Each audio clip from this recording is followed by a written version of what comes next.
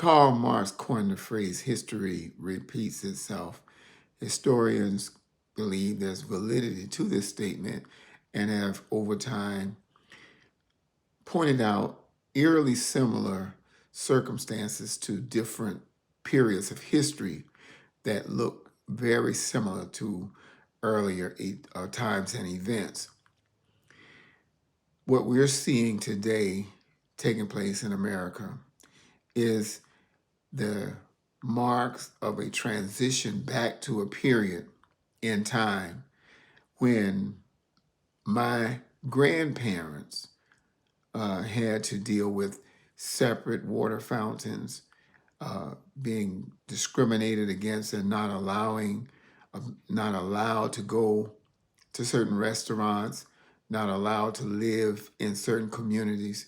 You know, we had the black codes in 1865. We had the Jim Crow laws in the late 1860s and throughout the early and mid 1900s, all the way up to 1955, 1965, and perhaps even all the way up to 1968 when we had the civil rights movement.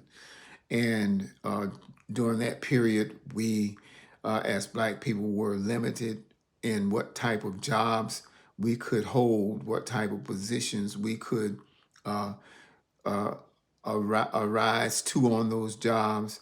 We saw Jim Crow move from the smaller southern towns to the larger southern towns when Black people migrated to them because they were trying to limit the jobs that Black people were allowed to have, and then eventually Jim Crow moved all over the United States. And here today, we see the replication of Jim Crow in Project 2025 by this administration.